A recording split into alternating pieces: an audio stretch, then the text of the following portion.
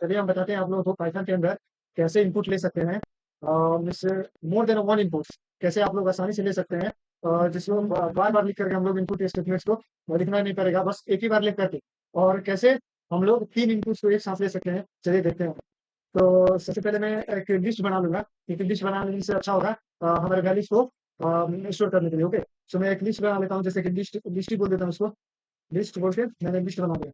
Okay, इसके बाद में मैं क्या करूंगा, यहाँ पे लूप का इस्तेमाल करूंगा। लूप का एक बहुत अच्छा यूज बताने वाला हूँ यहाँ पे। तो जैसे कि मैंने फॉर लूप को लिया और यहाँ पे एलिमेंट्स इन, और मेरे को कितना तक चलाना है लूप को, वो तो डिसाइड मेरा रेंज से करवा सकता हूँ। जैसे रेंज का मतलब क्या होता है, यदि मैंने दो डाल दिया तो उसको बाय डिफॉल्ट जीरो से स्टार्ट होकर के और एक तक जाए एक तक जाएगा। यदि इनपुट करवाएंगे कैसे, इनपुट स्टेटमेंट का यूज करेंगे यहाँ पे।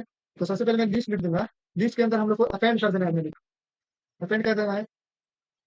अपेंड तो आपको पता ही होगा, अपेंड का वो क्या करता है। अपेंड एक लिस्ट में, जैसे कि एरे में हम लोग दूसरे कोई लैंग्वेज में एरे में पुश करते हैं, वैसे ही यहाँ पे अपेंड। अपेंड का मतलब हुआ कि एक एक एलिमेंट्स हम लोग एंड में तो ऐड करते जाएंगे। तो जैसे मैं यहाँ पे अपेंड कर दिया इनपुट, मैं यहाँ पे इनपुट ले लूंगा और इसके अंदर इनपुट आएगा हमारा। ठीक है, तो इसके लिए पहले मैं एक प्रिंट स्टेटमेंट दिखा दूंगा।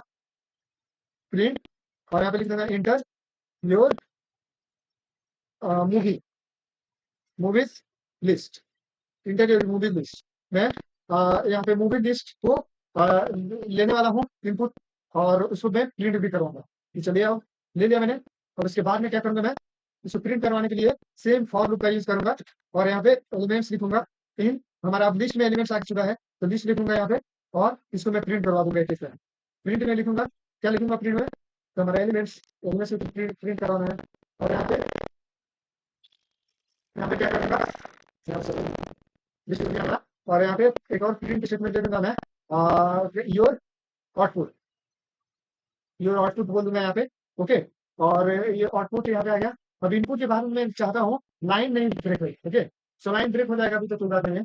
चलिए ऐसे ही देखते हैं। ओके, तो मैं अब इसको रन करने वाला हूँ। चलिए रन करते हैं।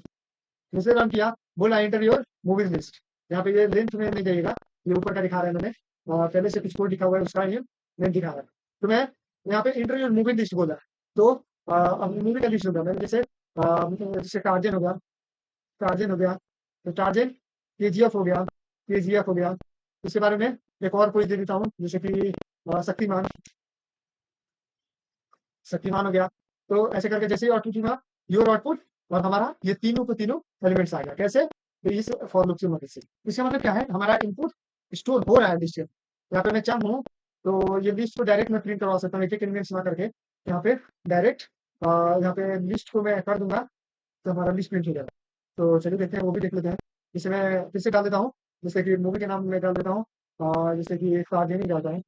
राजन हो गया, शक्तिमान हो गया, और एक और केजीएफ डाल देता हूँ। केजीएफ हो गया हमारा। तो यहाँ पे राजन शक्तिमान केजीएफ स्टोर हो गया जाके।